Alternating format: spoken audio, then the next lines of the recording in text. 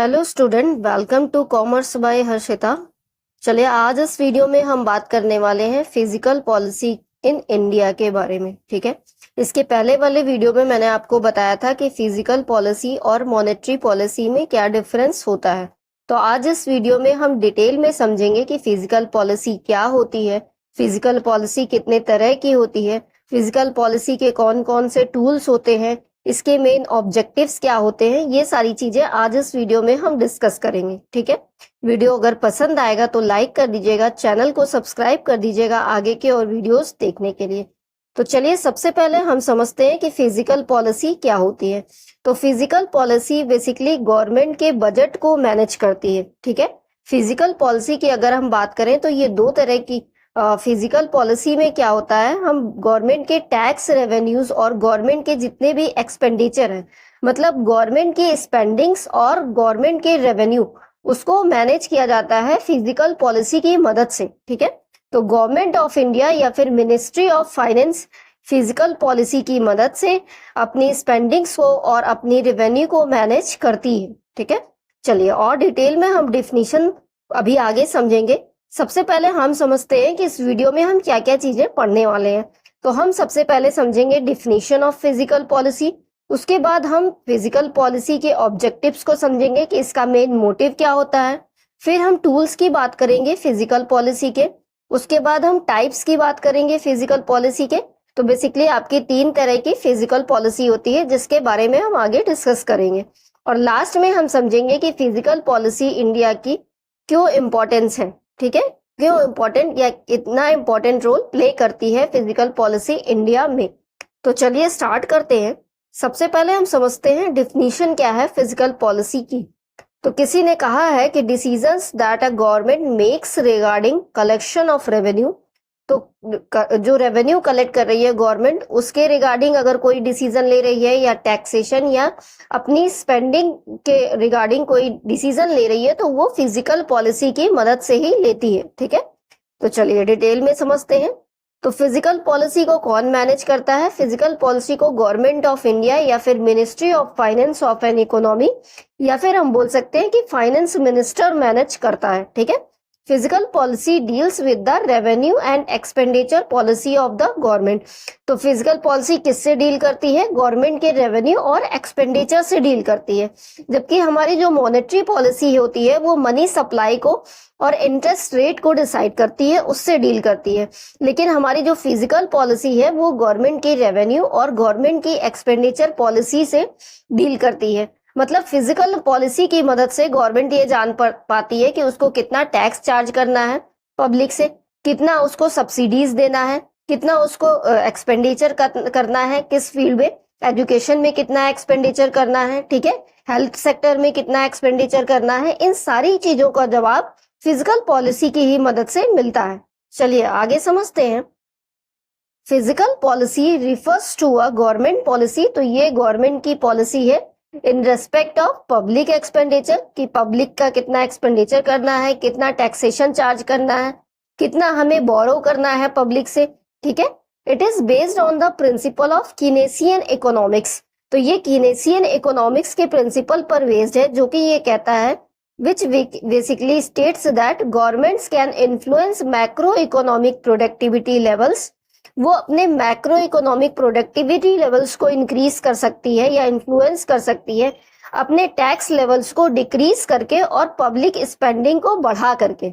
ठीक है, तो फिजिकल पॉलिसी की मदद से हम चाहे तो प्रोडक्शन को इंक्रीज कर सकते हैं, हम चाहे तो प्रोडक्शन को डिक्रीज कर सकते हैं, हम चाहे तो अपनी इकोनॉमी को स्टेबल कर सकते हैं, इकोनॉमी की ग्रोथ कर सकते हैं। क्यों? क्योंकि हम अपने एक्सपेंडिचर को बढ़ा देते हैं, मतलब हो गया गवर्नमेंट अपने एक्सपेंडिचर को बढ़ा देती है, टैक्सेशन को कम कर देती है, और उससे क्या होता है, प्रोडक्शन बढ़ जाता है और इकोनॉमी की ग्रोथ भी बढ़ने लगती है। ठीक है, चलिए और आगे समझते हैं हम कि ऑब्जेक्टिव्स क्या क्या है फिजिकल पॉलिसी के इंडिया में। ठीक है, तो ऑब्जेक्टिव्स में बेसिकली हम समझते हैं कि मेन मोटिव क्या है फिजिकल पॉलिसी को लाने का। तो सबसे पहला मोटिव हमारा क्या है कि फिजिकल पॉलिसी की मदद से इकोनॉमी की ग्रोथ हो पाती है। ठीक है, फिजिकल पॉलिसी का एम होता है to stimulate and sustain economic growth by developing measures encouraging investment investment को और ज्यादा इनकरेज करके, कंजप्शन को इनकरेज करके और इकोनॉमिक एक्टिविटी को ओवरऑल हम डेवलप करते हैं, ठीक है। This includes targeted government spending on infrastructure, education and health care. तो गवर्नमेंट अपनी स्पेंडिंग को इंक्रीज करके, चाहे वो इंफ्रास्ट्रक्चर पे हो, चाहे वो एजुकेशन पे हो, चाहे वो पब्लिक पे हो, ठीक है, अपने एक्सपेंडिचर को इंक्रीज करके इकोनॉमिक ग्रोथ कर पाती है, ठीक है। तो सीधी सी बात है, जब हमारी इकोनॉमिक ग्रोथ होगी तो हमारी इनइक्वालिटीज भी कम होगी। तो दूसरा हमारा ऑब्जेक्टिव क्या है कि reduction in inequalities of income and wealth. तो हम अपनी इनइक्वालिटीज को कम करते हैं और इनकम और वेल्थ क्रिएट करते हैं, ठीक है। इनइक्वालिटीज का मतलब आप समझते हैं? इनइक्वालिटीज से हमारा मतलब है कि आपस में जो भी लोग हैं हमारे यहाँ, जितने भी गरीब है, अमीर है, मतलब तो जो गरीब है गवर्नमेंट उनकी ज्यादा मदद करे और जो अमीर है उनकी कम मदद करे। गवर्नमेंट ज्यादा अमीर लोगों से, मतलब अपर मिडिल क्लास से ज्यादा टैक्स चार्ज करे और गरीब यानी मिडिल क्लास और लोअर फैमिली से कम टैक्स चार्ज करे। इससे क्या होता है? इनइक्वालिटीज कम होती है, रिडक्शन होता है इनइक्वालिटीज में, ठीक है। मतलब जिसको ज्यादा जरूरत है उसको हम ज्यादा प्रोवाइड करें, जिसको कम जरूरत है उसको हम कम प्रोवाइड करें, तो हमारी समानता जो है होगी। चलिए डिटेल में समझते हैं। Physical policy aims at achieving equity और सोशल जस्टिस। हम इक्विटी की बात करते हैं, तो इनइक्वालिटी कम होगी तो इक्विटी आएगी, ठीक है। Social justice by reducing financial gain inequalities among totally different section of the society. The direct taxes like income tax are charged additional on a wealthy individuals. तो जो ज्यादा अमीर लोग हैं उनसे हम इनकम टैक्स ज्यादा, गवर्नमेंट ज्यादा चार्ज करेगी as compare to lower financial gain groups, ठीक है। क्योंकि अगर हम दोनों से ज्यादा चार्ज करने लगेंगे तो जो गरीब है वो गरीब ही रह जाएगा और जो अमीर है वो अमीर ही रह जाएगा। मतलब इनइक्वालिटीज घटने की जगह और ज्यादा बढ़ जाएंगी। इनडायरेक्ट टैक्स, चलिए आगे देखते हैं। Indirect taxes are additional within the case of semi luxury and luxury things that are largely consumed by the higher middle class and the upper class. उसी तरीके से जितने भी लग्जरी आइटम्स है, जैसे आपका एसी हो गया, फ्रिज हो गया, ठीक है, और आपके अच्छे ब्रांड के मोबाइल्स हो गए, इन सब पे ज्यादा टैक्स चार्ज किया जाता है as compare to normal goods पे, ठीक है, इनइक्वालिटीज को कम करने के लिए। चलिए नेक्स्ट ऑब्जेक्टिव देखते हैं हम। नेक्स्ट ऑब्जेक्टिव क्या है? Price stability and control of inflation. तो फिजिकल पॉलिसी का मेन मोटिव ये भी होता है कि वो प्राइस को स्टेबल करे, इन्फ्लेशन को कंट्रोल करे। सीधी सी बात है, जब हमें इकोनॉमिक ग्रोथ करनी है तो हमें प्राइस को स्टेबल रखना होगा, इन्फ्लेशन को कंट्रोल करना होगा, ठीक है। One of the main objective of economic policy is to manage inflation and stabilize value. तो हम अपने इन्फ्लेशन को मैनेज करते हैं और वैल्यू को स्टेबलाइज करते हैं। Therefore, the government perpetually aims to manage the inflation by reducing fiscal deficits, introducing tax saving schemes, productive use of economic resources. चलिए नेक्स्ट ऑब्जेक्टिव देखते हैं जो कि है हमारा एम्प्लॉयमेंट जनरेशन। तो जब इकोनॉमिक ग्रोथ होगी, प्रोडक्शन बढ़ेगा, तो सीधी सी बात है एम्प्लॉयमेंट भी बढ़ेगा, क्योंकि और ज्यादा लेबर की जरूरत होगी, तो इससे हमारा एम्प्लॉयमेंट जनरेट होगा, ठीक है। The government is creating every potential effort to extend employment within the country through effective business enterprise measures, ठीक है। Investment in infrastructure has resulted in direct and indirect employment. तो जब infrastructure में ज्यादा investment होगा तो direct और indirect employment create होगा। Lower taxes and duties on small scale industries units. तो जब हम लोअर टैक्सेस चार्ज करेंगे तो स्मॉल स्केल यूनिट्स इनकरेज होंगी और ज्यादा एडिशनल इन्वेस्टमेंट होगा और जनरेट होगा एडिशनल एम्प्लॉयमेंट, ठीक है। चलिए नेक्स्ट पॉइंट देखते हैं। नेक्स्ट है हमारा balanced regional development. Regional development भी बैलेंस होगा। Another main objective of the economic policy is to achieve a balanced regional development. There are numerous incentives from the government for fixing projects in backward areas like money subsidy. तो government बहुत से incentive देती है, जैसे कि subsidy provide करती है। आप सिलेंडर लेते हैं ना तो उसमें सब्सिडीज देती है गवर्नमेंट, टैक्सेस में कंसेशन देती है, ड्यूटीज जो है कम चार्ज करती है, टैक्स हॉलीडेज होते हैं, फाइनेंशियल कंसेशनल इंटरेस्ट रेट मिलते हैं। तो ये सब से क्या होता है? रीजनल डेवलपमेंट बैलेंस होता है, ठीक है। चलिए नेक्स्ट टॉपिक देखते हैं। नेक्स्ट टॉपिक है हमारा टूल्स ऑफ फिजिकल पॉलिसी। तो सबसे पहला टूल हमारा क्या है? पब्लिक एक्सपेंडिचर, ठीक है। तो पब्लिक में हम कितना एक्सपेंडिचर करना चाहते हैं, गवर्नमेंट कहाँ पे कितना एक्सपेंडिचर करना चाहती है, ये आ जाता है आपका पब्लिक एक्सपेंडिचर में। जैसे कि सब्सिडीज आ जाती है, ट्रांसफर पेमेंट्स आ जाते हैं, वेलफेयर प्रोग्राम्स आ जाते हैं, पब्लिक वर्क्स प्रोजेक्ट्स आ जाते हैं, गवर्नमेंट सैलरी, गवर्नमेंट अपनी एम्प्लॉयज को जो सैलरी देती है, वो सारी चीजें आपकी पब्लिक एक्सपेंडिचर में आ जाती हैं। By increasing or decreasing its spending, the government can directly influence economic activity. तो वो अपने पब्लिक एक्सपेंडिचर को इंक्रीज या डिक्रीज करके अपनी इकोनॉमिक एक्टिविटी को इन्फ्लुएंस कर सकती है, ठीक है। For example, more government is spending can increase demand. तो अगर गवर्नमेंट ज्यादा स्पेंडिंग करती है तो उससे डिमांड ज्यादा इंक्रीज होती है, leading to a higher output and employment. तो जब गवर्नमेंट ज्यादा स्पेंडिंग करती है तो उससे क्या होती है, डिमांड इंक्रीज होती है। इसका एक एग्जांपल भी हम समझते हैं। तो फॉर एग्जांपल, हम जो सिलेंडर लेते हैं गवर्नमेंट से, सपोज करिएगा कि ये सिलेंडर बना हुआ है, वैसे तो ड्राइंग मेरी नहीं अच्छी है, तो जो हम सिलेंडर लेते हैं गवर्नमेंट से, तो फॉर एग्जाम्पल गवर्नमेंट हमें वो 1200 का प्रोवाइड करती है और 50 रुपए उसमें हमें सब्सिडी प्रोवाइड करती है। लेकिन अगर गवर्नमेंट क्या करे, गवर्नमेंट हमको 300 रुपए प्रोवाइड करने लगे सब्सिडी, तो हमें वो सिलेंडर जो हम 1200 रुपए देके खरीदते थे वो हम 900 में खरीदेंगे। 900 में खरीदेंगे तो 300 रुपए हमारे पास एक्स्ट्रा बच जाएंगे कहीं और कोई और सामान खरीदने के लिए। तो इससे क्या हो रहा है, डिमांड इंक्रीज हो रही है। तो यही कहा जा रहा है कि जब गवर्नमेंट अपनी पब्लिक स्पेंडिंग्स को बढ़ा देती है तो उससे क्या होती है, डिमांड इंक्रीज होती है और हायर आउटपुट क्रिएट होता है और एम्प्लॉयमेंट क्रिएट होता है, ठीक है। नेक्स्ट टूल है हमारा टैक्सेशन, ठीक है। तो गवर्नमेंट क्या करती है, टैक्सेशन पॉलिसी की मदद से क्या करती है, टैक्स को रिड्यूस करती है और इससे क्या होता है, इंडिविजुअल्स और बिजनेस की इनकम ज्यादा स्पेंड होती है और उनकी हमारी डिमांड भी ज्यादा बढ़ती है और इससे इकोनॉमिक ग्रोथ होती है, ठीक है। उसी तरीके से टैक्स को इंक्रीज करके वो अपनी ओवर हीटेड इकोनॉमी को रिड्यूस भी कर देती है, मतलब इकोनॉमी को ओवरऑल स्टेबल करती है वो टैक्स को इंक्रीज करके, टैक्स को रिड्यूस करके, ठीक है। चलिए नेक्स्ट है हमारी पब्लिक बोरोइंग। अब हम पब्लिक बोरोइंग की बात करते हैं। तो गवर्नमेंट को पब्लिक से कितना बोरो करना है, तो public borrowing refers to the means by which government finance their expenditure that exceed tax revenues. Under it the government raises money from the domestic population. तो गवर्नमेंट डोमेस्टिक पॉपुलेशन यानी public से borrow करती है money, वो भी किस form में, जैसे कि बॉन्ड के फॉर्म में, एनएससी के फॉर्म में, किसान विकास पत्र के फॉर्म में। तो public borrowing is a common practice use to fund public services. तो पब्लिक सर्विसेज को फंड करने के लिए जो है पब्लिक बोरोइंग करती है गवर्नमेंट, ठीक है। Infrastructure projects, welfare programs and to manage the country's physical policy. तो कंट्री की फिजिकल पॉलिसी को मैनेज करने के लिए भी पब्लिक बोरोइंग की जाती है। चलिए अदर मेजर्स देखते हैं। तो अदर मेजर्स में हमारे आ जाते हैं रेशनिंग और प्राइस कंट्रोल, वेजेस का रेगुलेशन करना, प्रोडक्शन, गुड्स और सर्विसेज के प्रोडक्शन को इंक्रीज करना, ये सब आपके आ जाते हैं। चलिए अब हम नेक्स्ट टॉपिक पे बात करते हैं जो कि है हमारा टाइप्स ऑफ फिजिकल पॉलिसी। तो अगर हम बात करें तो बेसिकली 3 तरह की फिजिकल पॉलिसी होती है। एक आपकी एक्सपेंशनरी फिजिकल पॉलिसी होती है, एक आपकी कॉन्ट्रैक्शनरी फिजिकल पॉलिसी होती है और तीसरी आपकी न्यूट्रल फिजिकल पॉलिसी होती है। चलिए और डिटेल में समझते हैं इसके बारे में। तो इकोनॉमिक कंडीशन के बेस पे और गवर्नमेंट के ऑब्जेक्टिव्स को अचीव करने के लिए फिजिकल पॉलिसी को 3 कैटेगरी में बांटा गया है। तो सबसे पहली है हमारी एक्सपेंशनरी फिजिकल पॉलिसी।